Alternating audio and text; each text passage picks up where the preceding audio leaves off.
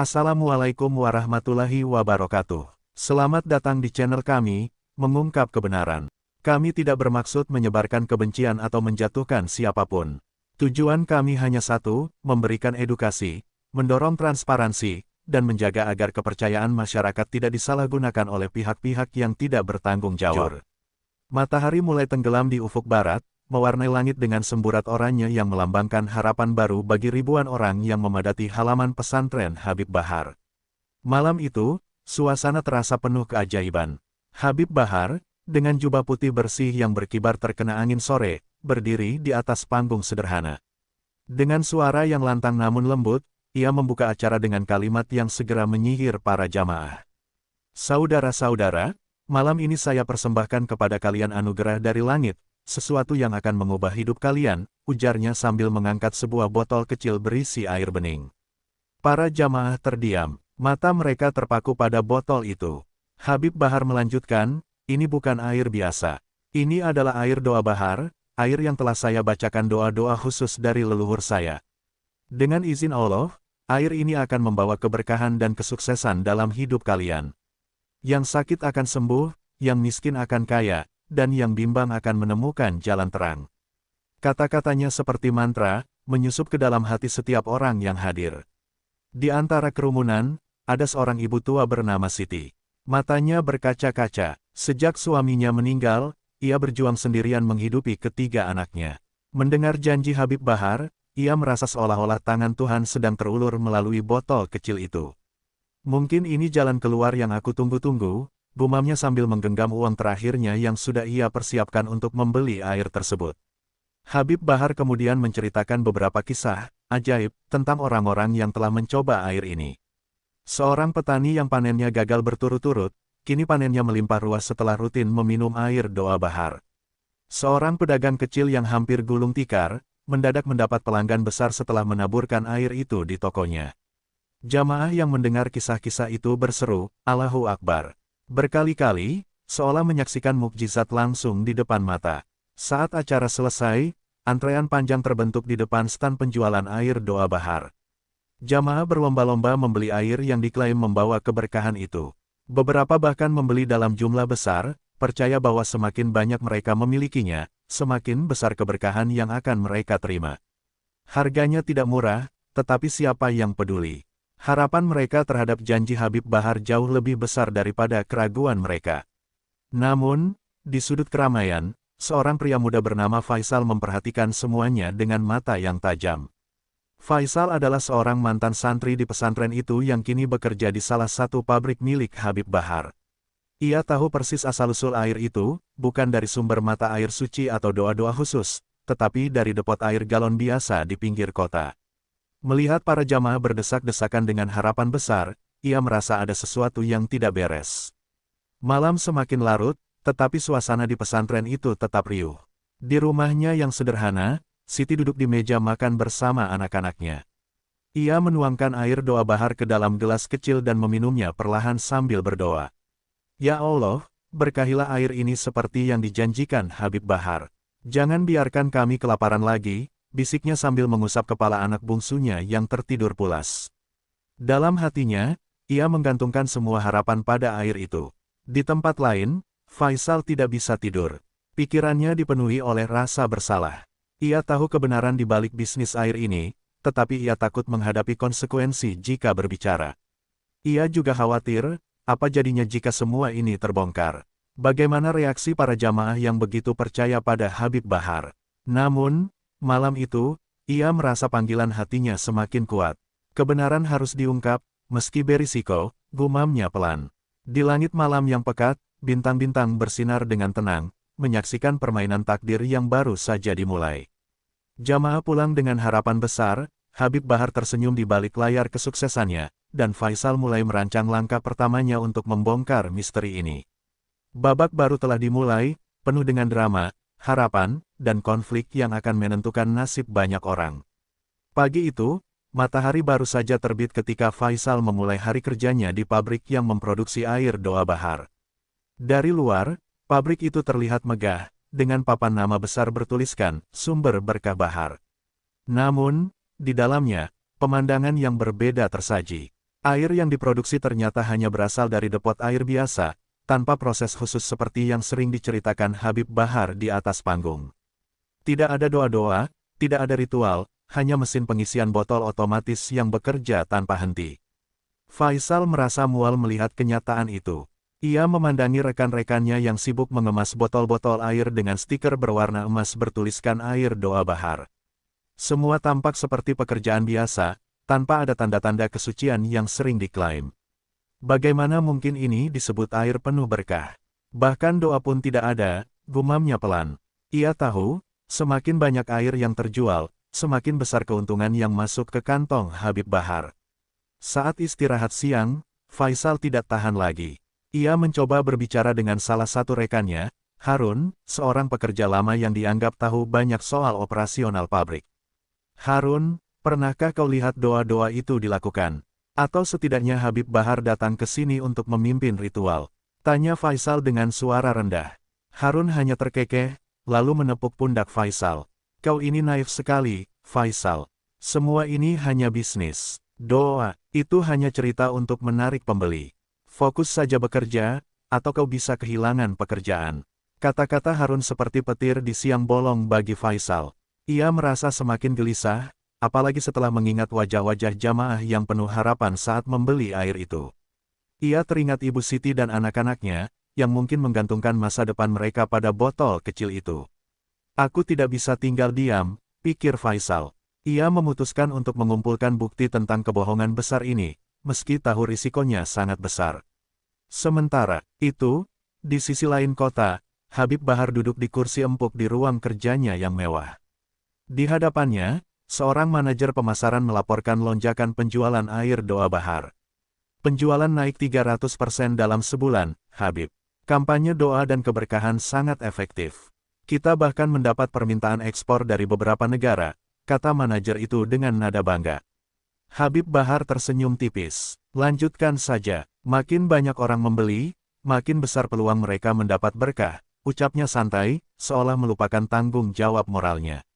Namun, di tengah kesuksesan itu, berita tentang beberapa pelanggan yang merasa tertipu mulai mencuat.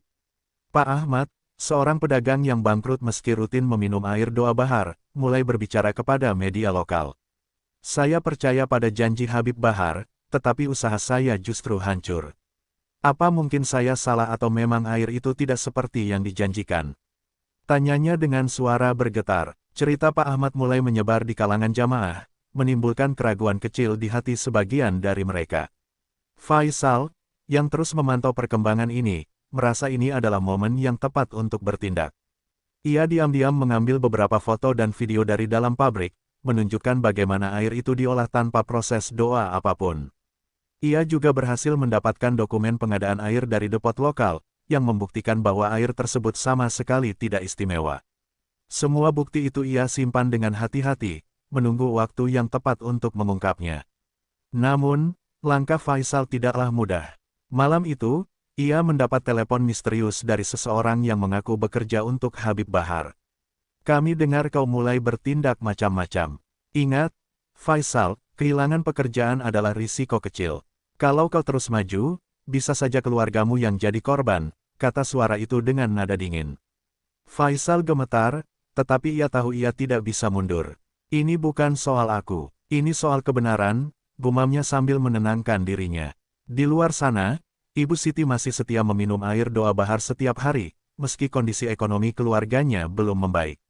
Ia menolak percaya bahwa air itu mungkin tidak membawa keberkahan seperti yang dijanjikan. Allah pasti punya rencana, pikirnya. Namun, benih keraguan perlahan tumbuh di hatinya, terutama setelah mendengar cerita Pak Ahmad di warung. Langit malam itu kembali gelap, menyelimuti kota dengan misteri yang semakin dalam.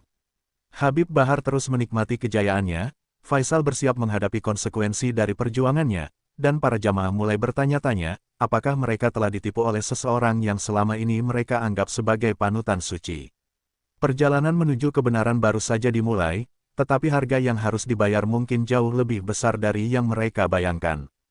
Hari-hari berlalu, dan cerita tentang air doa Bahar mulai menyebar ke lebih banyak orang. Di sebuah warung kecil dekat pasar, Pak Ahmad duduk dengan beberapa pedagang lain, menceritakan pengalamannya. Saya sudah beli 3 kardus air doa bahar. Saya minum, anak-anak saya minum, bahkan saya siramkan di depan toko. Tapi lihat, toko saya tutup sekarang. Saya bangkrut, keluhnya sambil menatap kosong ke lantai. Beberapa pedagang mendengarkan dengan simpati, tetapi ada pula yang ragu. Mungkin imanmu kurang kuat, Pak Ahmad. Katanya, keberkahan itu tergantung kepercayaan kita, ujar salah satu dari mereka. Namun, suara Pak Ahmad tidak berhenti di situ. Ia bertemu dengan beberapa jamaah lain yang juga merasa tidak mendapatkan manfaat apa-apa dari air tersebut. Salah satunya adalah Bu Maryam, seorang janda yang telah menjual perhiasan terakhirnya demi membeli air doa bahar untuk kesembuhan anaknya yang sakit keras. Saya minumkan setiap hari, tapi anak saya tetap saja tidak sembuh. Saya merasa tertipu, ujarnya dengan suara bergetar. Kabar tentang kekecewaan ini perlahan menyebar. Beberapa jamaah mulai mempertanyakan klaim Habib Bahar, meskipun sebagian besar masih percaya penuh. Di lingkungan pesantren, desas-desus ini mulai terasa, tetapi siapa yang berani meragukan seorang Habib yang begitu dihormati? Tidak mungkin Habib Bahar menipu kita. Ini pasti ujian keimanan, kata salah seorang jamaah yang dikenal fanatik. Namun, di balik keyakinan itu, muncul benih keraguan yang semakin sulit ditekan. Di tempat lain, Faisal semakin tertekan dengan ancaman yang ia terima. Namun, ia juga mendapatkan dorongan semangat dari beberapa teman lama yang tahu tentang kebenaran di balik bisnis air doa bahar. Kita tidak bisa membiarkan ini terus terjadi, Faisal. Orang-orang mempercayai air ini dengan uang terakhir mereka. Kita harus membantu mereka, kata Arman, seorang teman dekatnya yang juga mantan santri di pesantren itu. Dengan dukungan ini, Faisal memutuskan untuk melangkah lebih jauh. Ia mendatangi Pak Ahmad dan Bu Maryam, menunjukkan bukti-bukti yang telah ia kumpulkan. Ini buktinya, air itu hanya air biasa. Tidak ada doa, tidak ada keberkahan seperti yang diklaim. Kita harus bicara lebih lantang, kata Faisal. Awalnya, mereka ragu, takut menghadapi kekuatan besar Habib Bahar. Namun, keinginan untuk memperjuangkan kebenaran akhirnya mengalahkan rasa takut mereka. Faisal, Pak Ahmad, dan Bu Maryam memulai langkah mereka dengan menyusun petisi kecil yang ditandatangani oleh para jamaah yang merasa dirugikan. Petisi ini disebarkan secara diam-diam, terutama di kalangan masyarakat kecil yang telah menghabiskan uang mereka untuk membeli air doa bahar. Jumlah tanda tangan terus bertambah, dan dalam waktu singkat, petisi itu sampai ke tangan seorang wartawan lokal yang berani mengangkat cerita ini ke media. Sementara itu, di pesantren, Habib Bahar mulai mendengar kabar tentang protes kecil yang muncul di beberapa tempat. Ia memandang enteng hal ini, menganggapnya sebagai ulas segelintir orang yang tidak paham tentang hikmah di balik usaha yang ia lakukan. Kebenaran akan membela saya, ucapnya kepada para pengurusnya, meski sorot matanya menunjukkan kekhawatiran. Ia tahu, jika skandal ini terus berkembang, reputasinya bisa hancur. Di tengah situasi yang semakin memanas, sebuah pertemuan besar para jamaah direncanakan untuk membahas isu ini secara terbuka. Faisal dan para jamaah yang kecewa berniat menghadiri pertemuan itu untuk mengungkap kebenaran di depan semua orang. Namun, malam sebelum pertemuan, Faisal menerima ancaman lain, kali ini lebih mengerikan. Sebuah pesan singkat muncul di ponselnya, jika kau datang, nyawamu tidak akan selamat. Malam itu, Faisal duduk sendirian di kamarnya. Hatinya bergemuruh antara ketakutan dan rasa tanggung jawab. Ia memikirkan Ibu Siti, Bu Maryam, Pak Ahmad, dan ratusan orang lainnya yang menggantungkan hidup mereka pada kebohongan besar ini. Jika aku diam, maka aku sama saja dengan mereka yang menipu, pikirnya. Dengan napas yang berat, Faisal memutuskan, ia akan datang ke pertemuan itu, apapun yang terjadi. Langkah Faisal adalah awal dari pertempuran besar, bukan hanya melawan kebohongan, tetapi juga melawan ketakutan yang selama ini membelenggu semua orang. Jamaah mulai bersiap-siap, kebenaran perlahan muncul ke permukaan, dan Habib Bahar mulai merasakan goncangan di pondasi yang ia bangun dengan penuh tipu daya. Babak baru segera dimulai, penuh dengan drama dan ketegangan yang akan mengubah segalanya. Hari yang dinanti tiba, aula pesantren Habib Bahar dipenuhi ribuan jamaah yang datang dari berbagai daerah. Mereka datang dengan dua tujuan, sebagian ingin menguatkan kepercayaan mereka terhadap Sang Habib, sementara sebagian lagi, termasuk Faisal, Pak Ahmad, dan Bu Maryam, berniat menuntut kebenaran. Aura di ruangan itu penuh dengan ketegangan. Habib Bahar melangkah ke podium dengan percaya diri, mengenakan jubah putih yang berkilau di bawah sorotan lampu, senyumnya masih karismatik seperti biasa. "Saudara-saudaraku," ujar Habib Bahar dengan suara lembut, "hari ini kita berkumpul untuk merayakan keberkahan yang Allah limpahkan kepada kita. Namun, saya mendengar ada suara-suara sumbang yang meragukan niat baik saya. Jika ada yang merasa dirugikan, saya di sini untuk mendengarkan." Suara gemuruh jamaah mulai terdengar, sebagian berseru mendukung, sementara yang lain hanya diam, menunggu keberanian untuk berbicara. Faisal berdiri di barisan belakang, jantungnya berdegup kencang. Ia memegang dokumen dan foto-foto bukti yang selama ini ia kumpulkan. Pak Ahmad menggenggam bahunya, memberikan dorongan semangat. "Ini waktumu, Faisal. Kalau bukan sekarang, kapan lagi?" katanya dengan suara pelan. Faisal mengangguk, menarik napas panjang, lalu berjalan maju. Langkahnya terasa berat, tetapi tatapan orang-orang yang mendukungnya membuatnya terus bergerak.